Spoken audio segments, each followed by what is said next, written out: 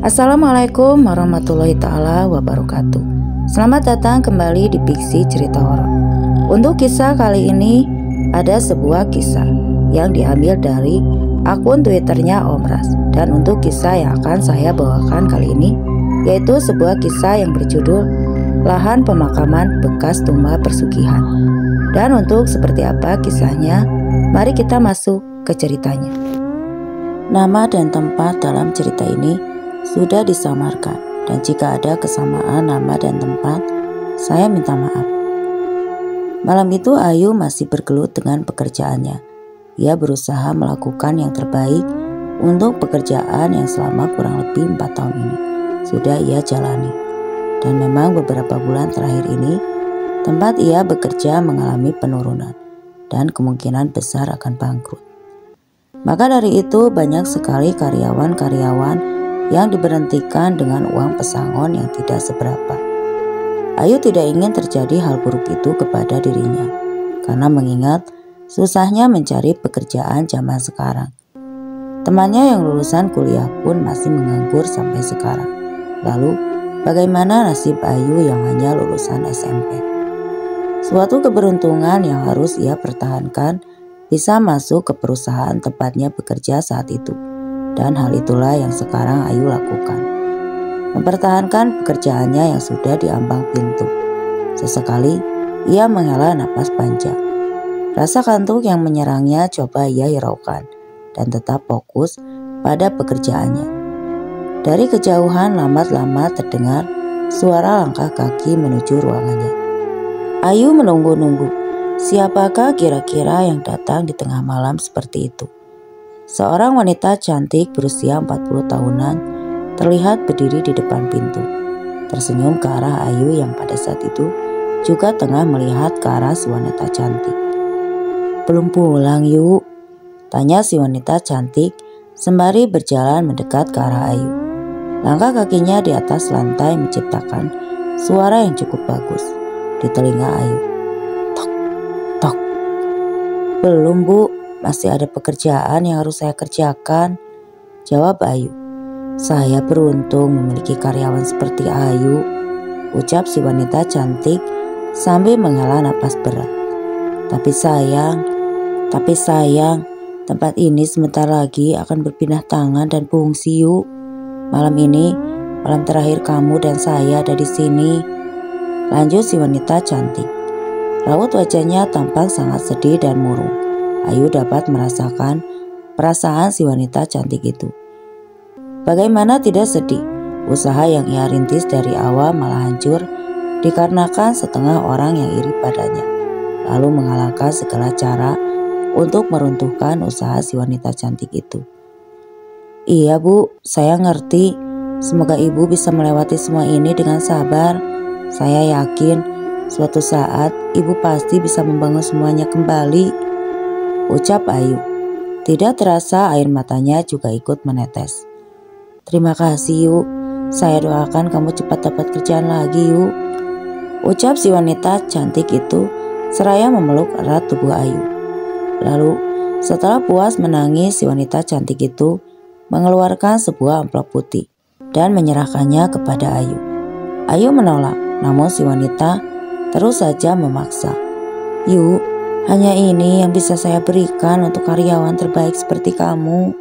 Jumlahnya tidak seberapa banyak dibandingkan pengabdianmu selama ini di sini. Terima kasih banyak ya Ayu," ucap si wanita cantik. Ayu menyeka air matanya dan menerima amplop itu. Sebelum pergi, Ayu kembali memeluk bosnya. Bos yang sangat baik dan ramah kepada karyawannya. Ayu berjalan keluar. Di tangannya ada beberapa barang dan sebuah tas berselempang di bahunya. Saat ia menuruni anak tangga, tiba-tiba terasa hembusan angin menyapu tengkuknya. Ayu seketika menghentikan langkahnya dan perasaan aneh mulai terasa saat ia sampai di bawah dan ingin membuka pintu keluar. Entah dari mana sesuatu terjatuh di depannya. Dari atas, mata Ayu melotot. Dadanya terasa nyeri dan sesak napasnya berat saat ia melihat sesuatu yang terjatuh dari atas. Hidup sebuah tubuh terjatuh, terlengkulap dengan kaki yang patah dan kepala dipenuhi darah. Itu adalah si wanita cantik yang merupakan bosnya Ayu. Seketika setelah sadar dengan apa yang dilihatnya, Ayu berteriak histeris. Hingga saat itu pula yang berada di pos jaga depan berdatangan. Mereka tidak begitu menyangka akan apa yang mereka lihat. Seseorang yang begitu baik dan peduli pada karyawannya malah berbuat nekat dan melakukan bunuh diri. Seorang satpam itu dengan cepat memeriksa denyut nadi si wanita cantik. Dan beberapa saat kemudian, "Cepat panggil ambulan!" teriaknya dengan tangan yang gemetar. Ayu mencoba mengambil handphonenya. Namun mungkin karena terlalu gugup, Ayu malah tidak bisa menemukan handphonenya. Untung satpam yang lain bertindak cepat untuk menghubungi ambulan di sekitar. Beberapa saat kemudian sirene ambulan terdengar mendekat, memecah keheningan malam itu. Petugas mobil ambulan tersebut langsung bergerak cepat, memindahkan tubuh si wanita cantik ke dalam ambulan. Ayu juga berada di sana. Ia tidak ada hentinya menangis dan berdoa. Sesampainya di rumah sakit dan baru saja akan keluar dari ambulan, Ayu tiba-tiba terjatuh tidak sadarkan diri. Saat siuman, Ayu ternyata sudah berada di rumah sakit. Di saat ia keluar dari ruangan tersebut, di luar sudah ada banyak keluarga dari si wanita cantik yang sedang menunggu. Dan beberapa terlihat menangis. Tidak berapa lama kemudian dokter mengabarkan bahwa si wanita cantik sudah meninggal beberapa saat yang lalu karena luka di bagian kepalanya begitu parah, sehingga mengakibatkan tulang tengkoraknya rusak. Ayu terduduk lemas, terlebih pihak keluarga mendengar kabar tersebut. Tidak ada yang pernah tahu tentang kematian. Ia bisa datang kapanpun dan dimanapun, tanpa berbisik mengambil jiwa-jiwa yang sudah mencapai puncak batas kehidupannya. Itulah yang disebut takdir kematian. 7 bulan telah berlalu, Ayu sudah beberapa kali melamar pekerjaan di beberapa tempat yang berbeda. Namun tidak ada satupun diterima. Ia benar-benar telah putus asa. Bahkan sekarang makan pun ia harus bergantung dan membebani kakeknya yang sudah sangat tua. Hingga di suatu hari saat ia membaca sebuah lowongan pekerjaan di halaman beranda Facebook grupnya, tertulis sebuah kabar yang dibutuhkan seorang wanita maksimal berusia 30 tahunan untuk mengasuh seorang lansia. Di sana juga tertulis tanpa syarat apapun, yang berarti tidak membutuhkan ijazah dan lain-lain. Tanpa pikir panjang, Ayu langsung menyalin nomor HP yang merupakan pemilik lowongan pekerjaan tersebut. Lalu ia mengirimkan sebuah SMS dengan kata-kata yang sopan dan berharap bisa diterima bekerja sebagai pengasuh lansia di rumah si pemilik lowongan. Dan tidak menunggu berapa lama, ada sebuah telepon masuk. "Halo, apa benar ini dengan Ayu?" tanya suara di seberang sana, lembut. "Oh iya Bu, kebetulan saya belum mendapatkan pengasuh untuk bapak saya. Jadi kalau Ayu mau berkenan, silakan datang ke alamat yang baru saja saya kirim di SMS," ujar suara itu. "Oh iya Bu." Tentu saja Ayu sangat senang dan bahagia mendengar perkataan dari si wanita di seberang telepon. Setelah berterima kasih berkali-kali, Ayu langsung bersiap-siap untuk ke alamat yang dikirimkan si wanita tadi. Sekitar 1,5 jam perjalanan, Ayu tiba di depan sebuah rumah yang memiliki pagar tinggi yang dipenuhi dengan tumbuhan merambat. Setelah menunggu beberapa saat, ada seorang wanita parubaya yang membukakan pintu. Saat kakinya melangkah masuk, Ayu melihat halaman rumah yang begitu luas, namun tampak tidak terawat. Terbukti banyak tanaman mati dan bekas pot-pot bunga di mana-mana. Namun semua tanamannya mati tidak terurus. Rumah bercat putih tersebut sekilas tampak menyeramkan, dengan beberapa bagian dinding yang catnya sudah mengelupas dan berubah warna. "Selamat datang Ayu," ucap wanita berusia 35 tahunan yang berdiri di depan pintu dengan wajah tersenyum ramah. Setelah mengobrol sebentar, Ayu langsung dipersilakan masuk dan melihat keadaan si kakek yang akan diasuhnya. Di dalam sebuah kamar, tampak seorang lelaki tua renta, bertubuh kurus dan hanya tinggal tulang dibalut dengan kulit. Sedang duduk di atas kursi roda menghadap keluar jendela. Bu Risma selaku anak dari lelaki tua tersebut memperkenalkan Ayu pada ayahnya. Namun lelaki tua itu tampak tidak mau disentuh oleh Bu Risma. Keadaannya memang begini, terkadang beliau juga suka lupa sama anggota keluarga, ujar Bu Risma.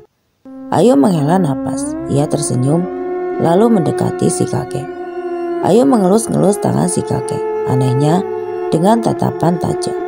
Jika ada yang mencengkeram tangan Ayu sambil berulang kali berkata, "Pulang, pulang, pulang."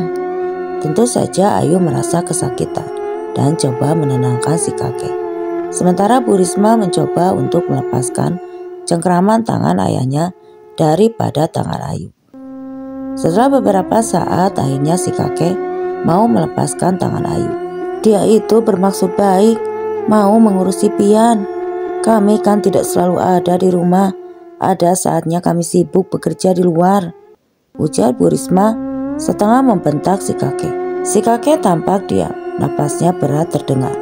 Walaupun sebenarnya Ayu takut pada si kakek, tapi walau bagaimanapun dia sangat butuh pekerjaan ini.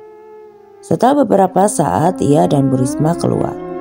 "Bagaimana Yu? Apa kamu masih mau tetap merawat bapak saya? Dia itu emang agak kasar, maklumlah sudah tua," kata Bu Risma seraya memegang bahu Ayu. Ayu tersenyum. "Saya mau Bu, saya akan berusaha sebaik mungkin merawat beliau," jawab Ayu polos. Bu Risma tampak tersenyum, lalu mengeluarkan beberapa lembar uang 100 dari dompetnya. "Kalau begitu kembalilah kemari besok, ini uang untuk membeli perlengkapanmu. Soalnya kalau sudah berada di sini, kamu tidak boleh keluar lagi sebelum sampai waktu cutimu," ujar Bu Risma sambil tersenyum.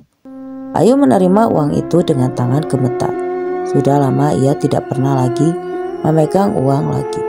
Di jalan pulang tidak henti-hentinya, Ayu memuji kebaikan bos barunya itu yang begitu sangat percaya padanya. Ia menyerahkan uang sebegitu banyak, padahal Ayu bisa saja tidak kembali ke sana lagi jika dipikir-pikir, tapi Ayu tidak curiga sedikit pun. Singkat cerita, hari itu Ayu kembali ke rumah Bu Risma dengan membawa satu tas besar berisi pakaian-pakaiannya. Saat sampai di sana kembali, si ibu-ibu yang membukakan pagar masih dengan wajah yang dingin. Sesampainya di dalam rumah, Ayu langsung disambut oleh Bu Risma. Bu Risma menyambutnya dengan ramah dan hangat. Bu Risma menunjukkan kamar tempat Ayu akan beristirahat selama ia bekerja di sana. Hari itu juga Ayu langsung bekerja mengurusi kakek, mulai dari memandikan, memakaikan baju dan celana, atau bahkan membersihkan kotoran si kakek. Tidak terasa seminggu telah berlalu. Ayu mulai bisa akrab dengan si kakek, meski kadang-kadang beliau suka kasar terhadap Ayu. Ayu juga sudah berkenalan dengan Ibu Risma dan anak-anak Bu Risma. Mereka semua sangat baik pada Ayu. "Yuk, titip bapak dan anak-anak ya. Saya mau keluar kota dulu selama beberapa hari," ujar Bu Risma malam itu. Wajah Bu Risma tampak agak kusut malam itu. Mungkin ada masalah dengan usahanya, pikir Ayu seraya mengangguk. Bu Risma pun berangkat dengan ditemani ibu yang bekerja di sana. Juga setelah mobil tersebut keluar dari pintu gerbang segera ditutup. Dan tidak lama setelahnya tampak seorang anak laki-laki berjalan ke arah pintu. Itu adalah Evan, anak sulung di keluarga Bu Risma. Ia tampak tersenyum menatap Ayu, lalu berjalan kembali ke kamarnya.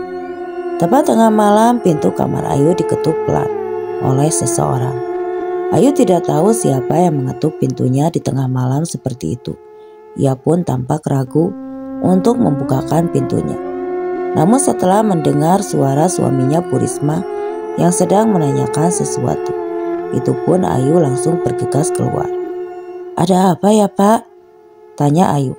"Nyonyamu kemana? Suami pulang kerja tapi tidak disediakan makanan," ujar lelaki tersebut dengan wajah yang tampak kesal. "Maaf Pak, ibu sudah pergi sejak tadi sama ibu yang satunya, jawab Ayu. Ya sudah, tolong kamu buatkan aku teh kayu manis, taruh di meja dapur, aku mau ganti baju dulu, ujar Pak Bambang. Tanpa berani membantah, Ayu langsung berjalan ke arah dapur. Di sana ia mengisi air ke dalam ceret dan memasukkan sebatang kecil kayu manis, lalu menyeduhnya. Sambil menunggu air panas, ia menyiapkan gula dan teh di dalam gelas. Namun tiba-tiba Pak Bambang sudah berada tepat di belakangnya dan langsung melingkarkan tangannya di pinggang Ayu. Ayu sangat kaget dan langsung meronta melepaskan diri. Namun pelukan Pak Bambang sangatlah kuat. Tenaga kecil Ayu tidak bisa untuk melepaskannya. Ayu mencoba berteriak, namun mulutnya seketika ditutupi oleh Pak Bambang yang sudah seperti kesetanan itu. Langsung menggarap tubuh Ayu. Ayu yang tidak punya kekuatan untuk melawan itu pun hanya bisa menangis dengan mulut yang masih ditutupi. Setelah melakukan hal yang tidak seharusnya pada Ayu, Pak Bambang langsung membiarkan Ayu yang menangis dengan tubuh yang setengah telanjang. Keesokan harinya saat Ayu yang sedang menyuapi si kakek dipanggil oleh Pak Bambang. Jantung Ayu seketika berdetak dengan kencang. Ia masih takut akan kejadian tadi malam. Si kakek yang sudah mulai menyayangi Ayu langsung menahan tangan Ayu saat ia akan pergi keluar. Ayu, teriak Pak Bambang dengan tergesa. Ayu langsung berjalan keluar. Jangan beritahu apa yang terjadi tadi malam pada Risma. Jika sampai kau memberitahu itu semua, saya tidak akan segan-segan memecatmu dari pekerjaan ini. Mengerti? Ucap Pak Bambang sembari menyelipkan lembaran-lembaran uang 100 ribuan di dalam baju Ayu. Ayu sangat-sangat merasa terhina oleh kelakuan Pak Bambang. Dengan mata yang sudah berair, Ayu menyebarkan uang itu pada si lelaki. Saya bukan pelacur dan saya akan tetap melaporkan apa yang telah Bapak lakukan terhadap saya pada Bu Risma. Dan satu lagi, saya memang orang miskin, tapi saya tidak takut dipecat, ujar Ayu emosi, seraya melemparkan uang itu ke wajah Pak Bambang. Jangan main-main dengan saya, Yu. Jika saya hancur, keluarga kamu pun harus hancur, bentak Pak Bambang, seraya berjalan meninggalkan Ayu.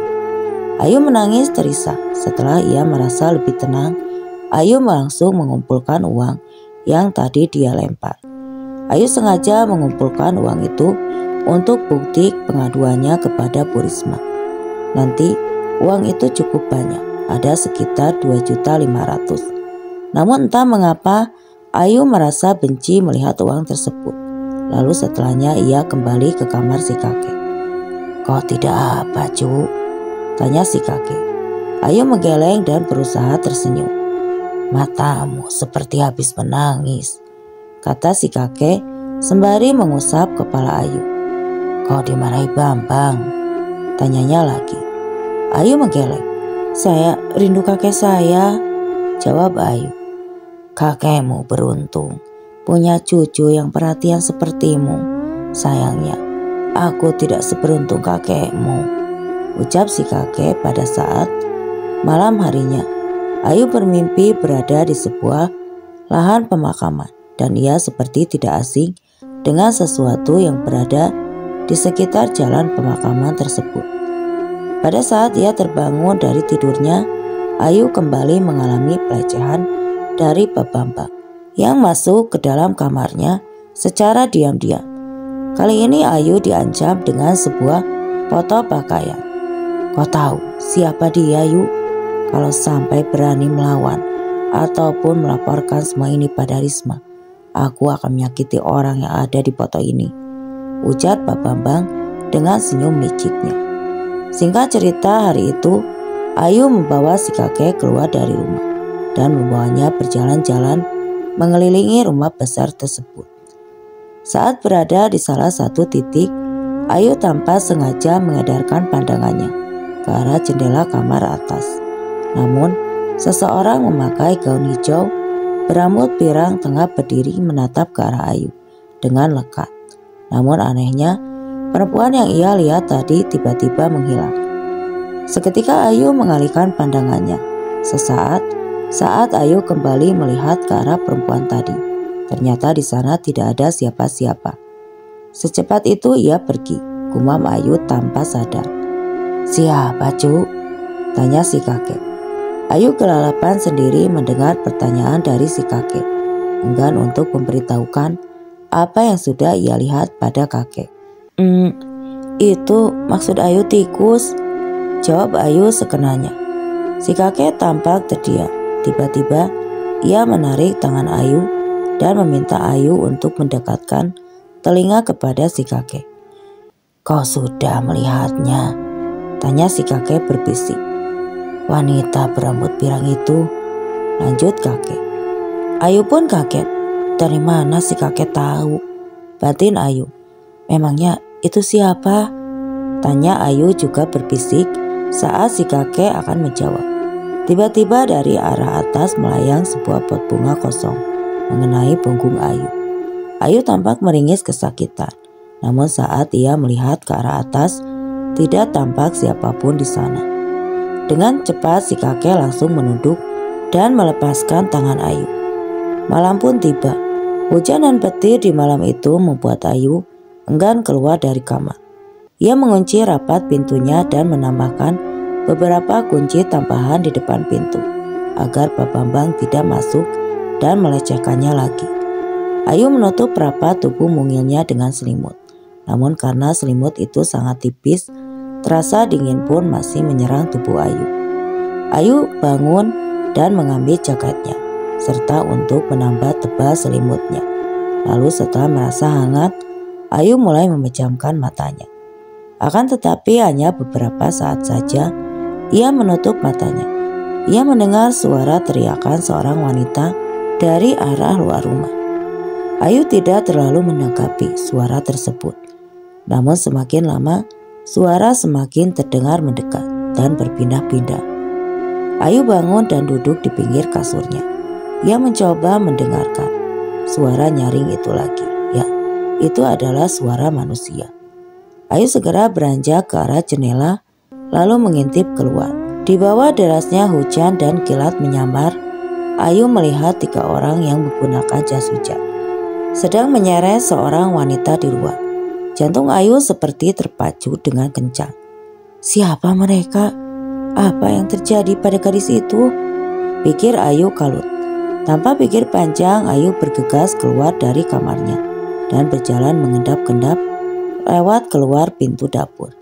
Ia segera mengikuti orang-orang yang tadi ia lihat. Sesekali Ayu menyapu wajahnya yang sudah basah oleh air hujan. Rasa dingin menusuk tulang sudah tidak ia hiraukan lagi. Ayu terus berjalan hingga tiba di sebuah lahan pemakaman yang cukup luas dengan batu nisan terbuat dari kayu. Di sana Ayu kehilangan jejak orang-orang tadi. Ia tampak kebingungan di tengah-tengah derasnya hujan itu hingga tiba-tiba sebuah benda keras mendarat di kepalanya dengan keras. Seketika penglihatan Ayu menjadi gelap. Saat ia terbangun, ia sudah berada di sebuah ruangan pengap dan berbau, serta mulut dan kaki tangannya terikat di bangku tersebut. Sakitnya bekas pukulan masih terasa di kepalanya. Penglihatan Ayu pun masih tampak kabur. Di sana ia melihat dengan samar-samar banyak orang-orang mengelilinginya.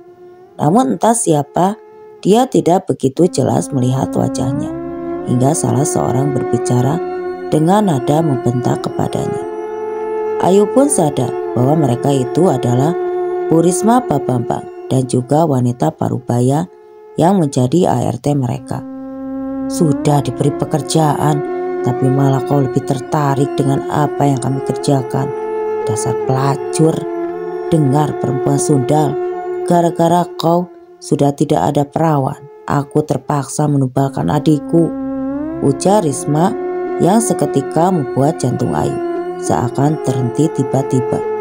Sebuah tamparan dan tendangan juga pukulan mendarat di tubuh Ayu tanpa ia bisa melawan rasa sakit teramat sangat. Apalagi ketika salah satu di antara mereka itu meremas dan dengan keras payudara Ayu.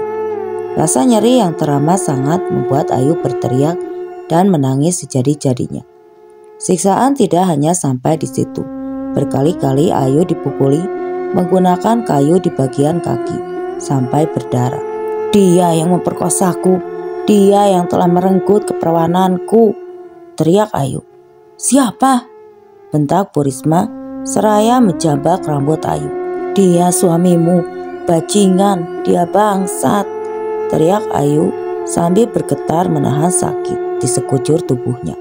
Siksaan terhadap Ayu terhenti. Kini terlihat Bu Risma mengamuk dan menyerang suaminya. Hingga perkelahian kedua pasutri itu pun tidak dapat dilerai lagi oleh si ART. Semuanya kembali menjadi gelap. Cuk, bangun, ini kakek," ujar seseorang berusaha menyadarkan Ayu. Ayu yang masih pingsan akibat siksaan tadi. Ayu membuka matanya pelan.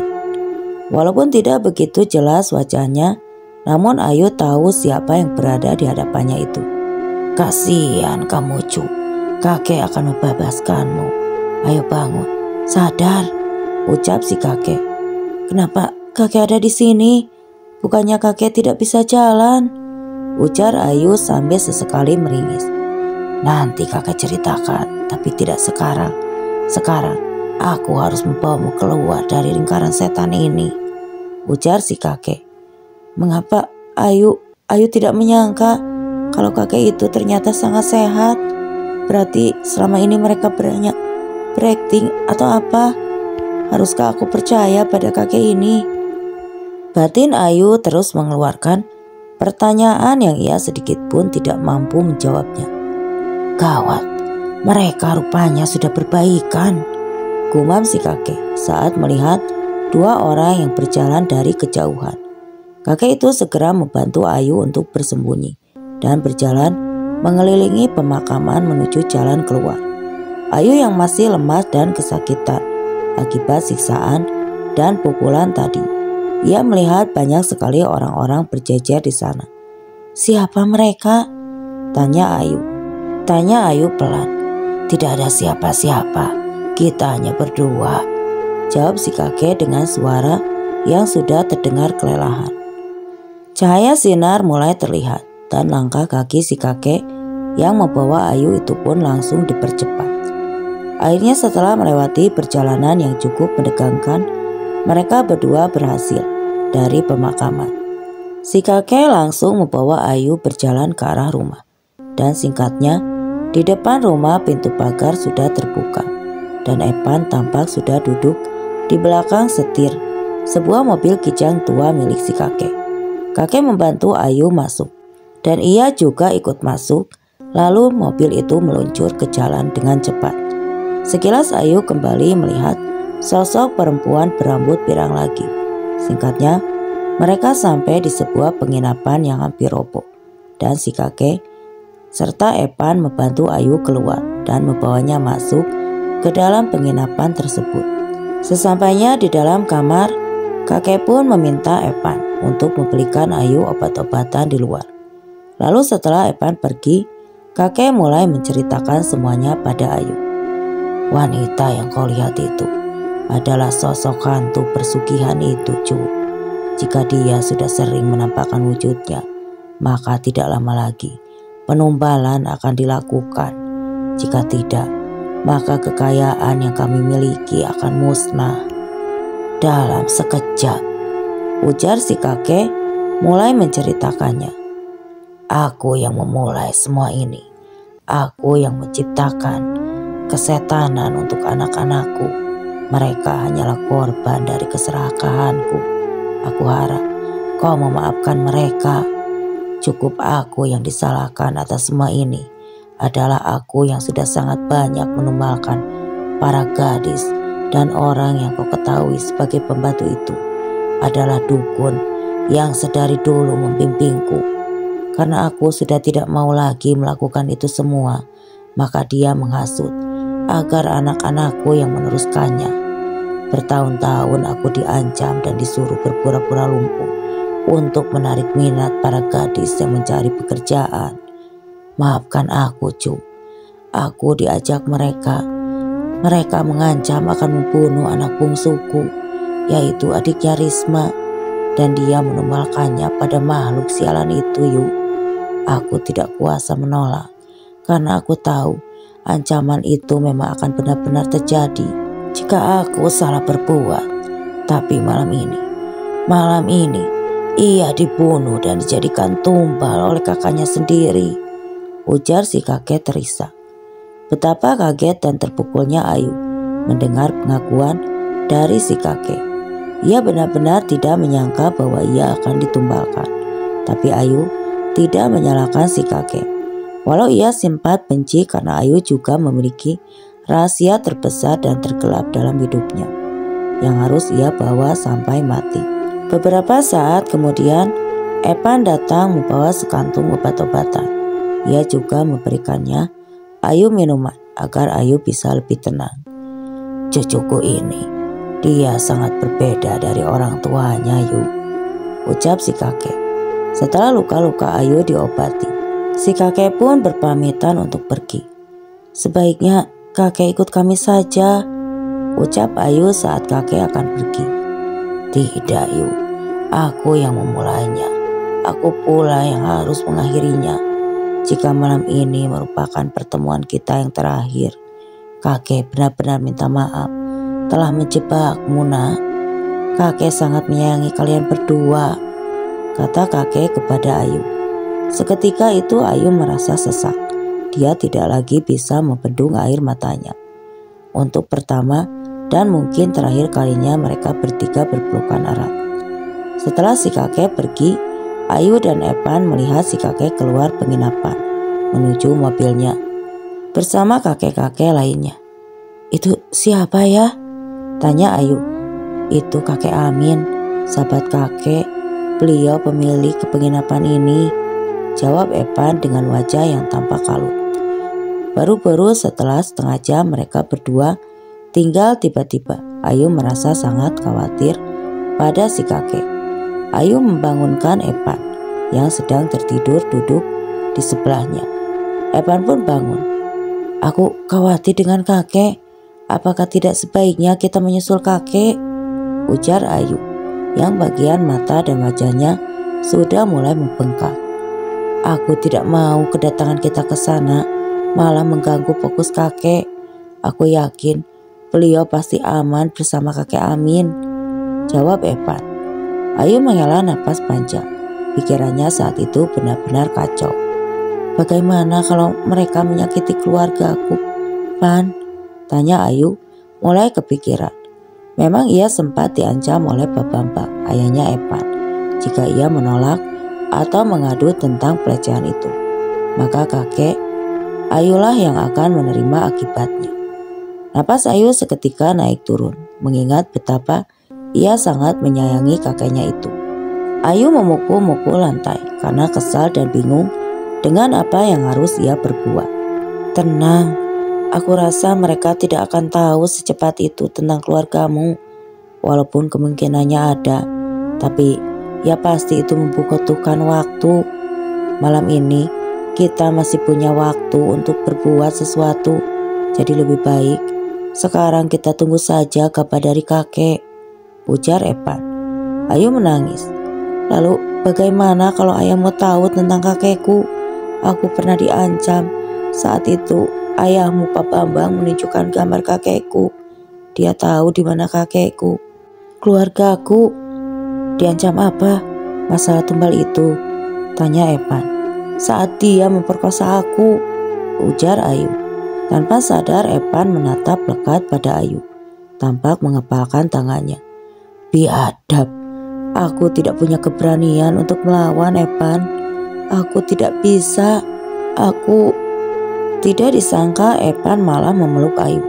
Dia ikut menangis. Lalu tidak berapa lama Epan melepaskan pelukannya. Aku akan menyusul kakek, kata Epan. Aku ikut. Tidak, sebaiknya kamu di sini saja. Di sini lebih aman. Tapi Ayu tetap bersikeras ingin ikut. Akhirnya mau tidak mau Epan mengiyakan dan mereka berdua keluar dari kamar menuju ke sebuah ruangan di penginapan tersebut. Setelah membongkar dan mengacak-acak semua barang yang ada di sana, akhirnya Evan menemukan sebuah kunci motor.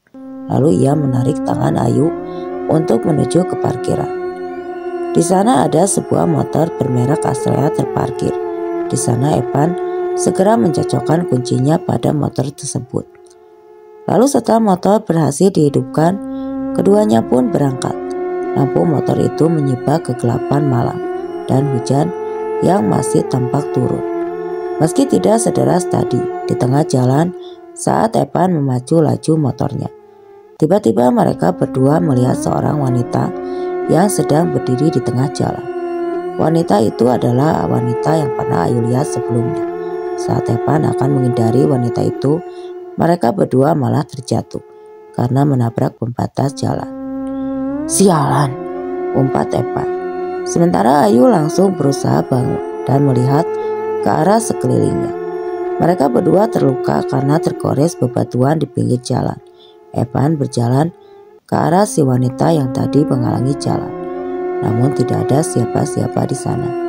Hanya mereka berdua dengan Ayu yang ada di sana. Menyadari ada sesuatu yang aneh, Evan langsung berlari ke arah Ayu. Dia hanya diam berusaha menutupi perasaannya. Ia tidak ingin membuat Ayu takut. Padahal tanpa Evan tahu, Ayu sudah beberapa kali melihat si perempuan yang tadi. Dan perempuan itulah yang disebut hantu pesugihan oleh si kakek. Setelah beberapa saat mencoba dan mencoba, akhirnya motor berhasil hidup. Namun lampunya mengalami kerusakan akibat terjatuh. Tidak hanya lampu yang tidak menyala. "Bagaimana ini? Aku tidak bisa melihat dalam kegelapan," tanya Evan. "Pelan-pelan saja, Pan. Aku yakin kamu pasti bisa." Lalu mereka berdua pun kembali melanjutkan perjalanan di kegelapan tanpa penerangan sama sekali. Beberapa kali mereka berdua hampir celaka karena diganggu oleh penampakan sosok menyeramkan di jalanan gelap tersebut. Hingga akhirnya mereka pun sampai di sebuah depan pintu pagar. Evan memarkirkan motornya di luar pagar, lalu mengedap-gedap masuk ke dalam.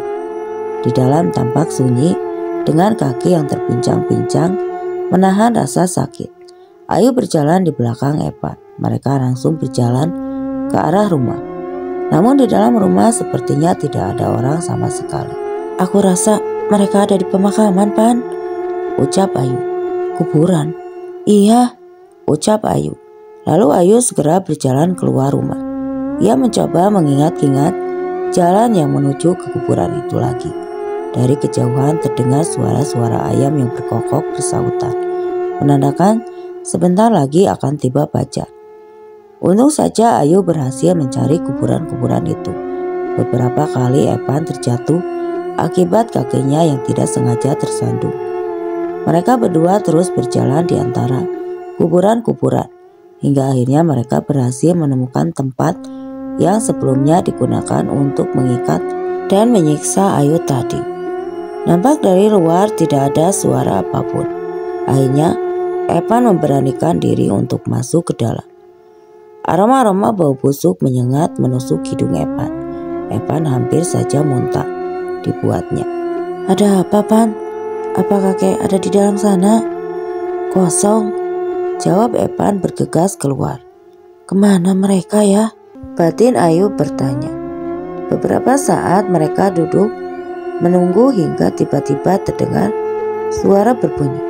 Srak. Tiba-tiba dari arah belakang, dak. Evan dipukul hingga terjatuh. Seketika Ayu gemetar melihat siapa yang telah memukul Evan. Yang tidak lain adalah dukun yang dikatakan oleh si kakek. Ayu mundur beberapa langkah. Ia sama sekali tidak memiliki senjata untuk melawan. Saat wanita parubaya itu mendekati Ayu, Evan mencoba bangun dengan sekuat tenaga. Evan memegangi wanita tersebut dan Ayulah yang bertugas untuk memukulinya. Mereka berdua mengeroyok dukun tersebut hingga dia pun babak belur. Saat darah sudah keluar dari bagian kepalanya, Evan lalu melepaskannya dan mengajak Ayu untuk segera pergi. Tangan Ayu dan Evan masih gemetar. itu adalah kali pertama untuknya memukuli seseorang. Saat akan pergi, Evan kembali tersandung. Namun kali ini bukan batu nisan yang membuatnya jatuh. Ada sosok tubuh yang terbaring di sana. Dalam kegelapan, mereka berdua mencoba memeriksa apakah orang itu masih hidup atau sudah mati. Hingga mereka tidak menyadari sosok perempuan berambut pirang itu berdiri tidak jauh dari mereka. Saat Evan menyadari itu, rupanya ia sudah terlambat dan sosok perempuan itu sudah mulai mendekat ke arah mereka. Evan mencoba menarik tangan Ayu, namun saat ia kembali jatuh karena tersandung batu nisan, tangan Ayu terlepas, beriringan dengan sosok perempuan tadi menghilang. Ayu meraung-raung, entah kenapa. Suara Ayu pun berubah. Ia mengelus kepala Evan lalu pergi. Evan mencoba mengikuti kemana Ayu pergi, dan ternyata langkahnya mengarah ke salah satu jalan, dan jalan itu mengharuskan mereka memanjat pagar pembatas untuk sampai ke jalan yang berada di luar pagar. Evan yang awalnya takut untuk memanjat, akhirnya memberanikan diri, meski ia tampak sangat kesulitan. Saat Evan menjadi fokus pada pijakan kakinya, anehnya Ayu sudah tidak berada di luar. Ayu pun ia terus berjalan meninggalkan Evan. Meski ketinggalan begitu, sampai di bawah Evan langsung berlari mengikuti Ayu. Matahari terasa lambat sekali untuk terbit. Ternyata Ayu berjalan ke sebuah rumah. Di sana rumah itu berbentuk aneh dan hanya mempunyai penerangan berupa lampu pelita. Tanpa ragu Ayu masuk ke dalam dan benar saja. Di sana ada seorang perempuan yang terikat kayu melepaskan ikatannya dan menyuruh perempuan itu untuk pergi. Sementara ia langsung berjalan ke atas loteng rumah itu. Ternyata di sana si kakek sudah terbunuh dan Pak Bambang yang masih memegangi kapak. Ayu berjalan masuk dan menyerang Pak Bambang. Lelaki itu mencoba melawan. Namun kekuatan tubuh Ayu lebih besar darinya. Mendengar suara ribut-ribut dan beberapa gebrakan kaki, di sana Evan pun memberanikan naik, takut terjadi apa-apa pada Ayu. Ternyata ia melihat Ayu yang tengah berusaha membunuh ayahnya. Evan awalnya ingin menolong ayahnya, namun kemudian ia urungkan niat itu. Lalu setelah itu Ayu berkata, "Nama aku Kemuni, dulu aku sama sepertimu, tapi mereka telah menjadikanku seperti ini," ucap Ayu. Evan tidak mengerti arah pembicaraan Ayu, tapi saat ia bertanya, tampak tubuh Ayu mengecek Evan ragu. Saat ingin mendekati Ayu, ia juga melihat kakeknya sudah meninggal. Di sampingnya ada Bu Risma. "Kamu tidak apa-apa?" ujar Evan tiba-tiba. Ayu tersedak, lalu memuntahkan sesuatu yang menggumpal keluar dari tenggorokannya. Ayu kembali tersadar dan langsung meracau tidak karuan. Dengan sangat shock setelah melihat si kakek sudah meninggal bersama anak dan menantunya. Ayu tidak menyangka semuanya akan menjadi seperti ini. Dengan dibantu oleh Evan, mereka berdua turun dari loteng. Di rumah tampak matahari sudah muncul dan menyinari tempat itu. Dari balik pepohonan di sana juga ada perempuan yang sebelumnya terikat, dibebaskan oleh Ayu tadi. Mereka bertiga saling bertukar senyum dan berjalan dengan tertatih-tatih keluar dari tempat aneh tersebut. Saat sampai di depan pagar pembatas, Evan melihat bahwa ternyata pagar itu memiliki pintu. Ia sama sekali tidak menyadarinya saat malam dan mengikuti Ayu. Evan tertawa kecil, namun sesaat tawanya hilang karena Ayu dan perempuan tadi sama sekali tidak tertawa, malah memandangi Evan dengan tatapan bingung. Maaf, ucap Evan. Pintu pagar tersebut dibuka. Ada bunyi derit yang tidak biasa dan tampak pemandangan yang tidak kalah mengejutkan. Di depan mereka lahan yang cukup luas dipenuhi kuburan dengan batu nisan tanpa nama. Kuburan yang sepertinya dibuat dengan asal-asalan itu memenuhi tempat tersebut. "Sebanyak ini," gumam Ayu dan Evan. "Bahkan aku sama sekali belum tahu ada kuburan. Seandainya ini di sini," ujar Evan. "Pantas "Ayah dan ibuku selalu melarang kami bermain di sekitar gerbang sana," ujar Epan lagi. Beberapa saat berjalan melewati kuburan-kuburan itu. Ia melihat sosok yang sebelumnya tersandung. "Kak Epan," ternyata itu adalah kakek Amin yang entah sudah berapa lama di sana. Untungnya lelaki tua tersebut masih hidup, namun ia memiliki luka yang cukup parah di bagian telinga dan matanya.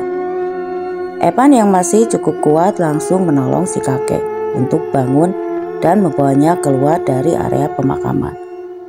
Setelah itu Epan kembali lagi bersama beberapa orang teman dari kakek Amin untuk mengambil jenazah ayah, ibu, dan juga kakeknya. Epan ke tempat itu, namun anehnya ternyata rumah-rumah itu sudah terbakar dan batu nisan itu sudah menghilang. Dugaan pertama adalah si dukun yang melakukan semua itu, karena Epan dan Ayu tidak tahu apakah si wanita tua yang mereka pukuli masih hidup atau sudah mati. Karena pada saat itu mereka berlari karena gugup dan takut. Sebagian orang percaya dan sebagian orang tidak. Karena seiring berjalannya waktu, lahan pemakaman itu sama sekali tidak menunjukkan gundukan tanah, layaknya kuburan pada umumnya. Sebagian lagi mengatakan kalau itu tempat hanyalah kebun biasa, namun bekas reruntuhan rumah yang terbakar itu masih ada sampai sekarang. Karena memang katanya tumba-tumba gadis itu datang dari berbagai daerah yang jauh, sehingga tidak ada orang lain yang tahu dan curiga. Oke teman-teman, sekian untuk cerita kali ini. Bagaimana menurut kalian tentang kisah ini? Dan terima kasih untuk yang sudah mau mampir ke sini. Waalaikumsalam warahmatullahi wabarakatuh.